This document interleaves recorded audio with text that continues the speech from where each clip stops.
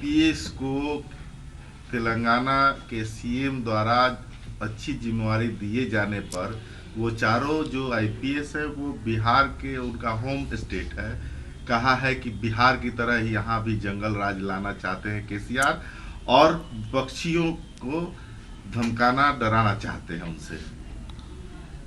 बिहार के लोग देश भर में काम करते हैं और राष्ट्रवाद से ओतप्रोत होकर काम करते हैं।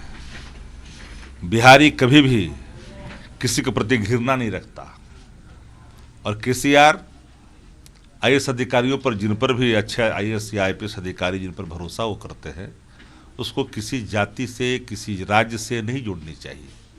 वो भारतीय प्रशासनिक सेवा के अधिकारी हैं, वो भारत के हैं।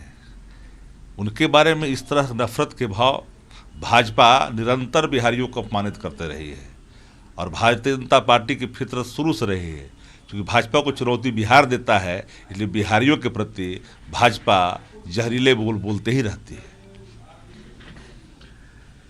कुछ लोगों को सरकार की योजनाओं के नाम और नामों में संस्कृत शब्दों से समस्या थी।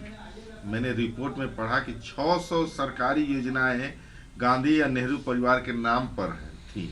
मुझे समझ नहीं आता है कि उनकी पीढ़ी के लोग नेहरू को अपना उपनाम क्यों नहीं रखते हैं। डर और शर्म की क्या बात है? प्रधानमंत्री राज्यसभा में ये बात बोला उन्होंने। प्रधानमंत्री जी को इस तरह से इस स्तर पर जाकर के बयान नहीं देनी चाहिए। जिन लोगों ने देश की आज़ादी में अपनी सर्वोच्च न्यौछावर किया, सब कुछ समर्पित किया, देश के लिए काम किया, उनके नाम से अगर कोई काम चलता है, कोई योजना चलता है, तो उसकी प्रतिकार उसका नहीं होनी चाहिए। आपने पंडित दीनदयाल का नाम लग दिया, स्टेशन का नाम, किसी ने आपत्ति दर्ज नहीं की। आपने अडानी के नाम पर स्टेडियम में पटेल साहब के सामने खड़ा कर दिया, किसी ने बात नहीं कही।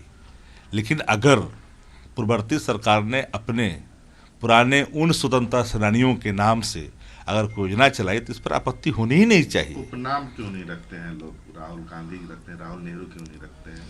अब ऐसा तो नहीं है कि 100 रखते हैं, मोदी रखते हैं तो मोदी क्यों नहीं रखते हैं, ऐसा तो नहीं होनी चाहिए। गांधी तो इंदिरा गांधी जी थे, तो अपनी दादी का नाम अगर कोई गांधी रख रहा है तो क्या दिक्कत है?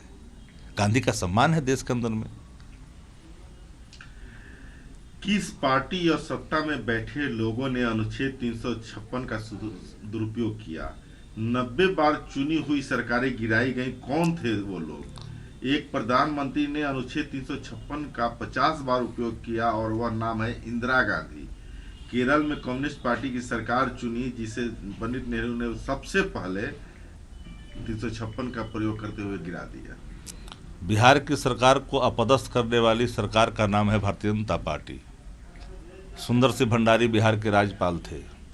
बिहार में भारतीय जनता पार्टी केंद्र में सत्ता में थी, बिहार की चुनी हुई सरकार को पदस्थ की थी। आकलन तो कर लेनी चाहिए था पहले प्रधानमंत्री जी को कि आप अल्प समय में कितने बार प्रेसिडेंट टूल आप किन किन राज्यों में लगाए हैं, बिहार के अंदर कितनी बार आपने लगाई है, उनको जानकारी प्राप्त कर लेना चाहिए था। यह भी उनके मुखार बिंदों से शब्द आने चाहिए थे।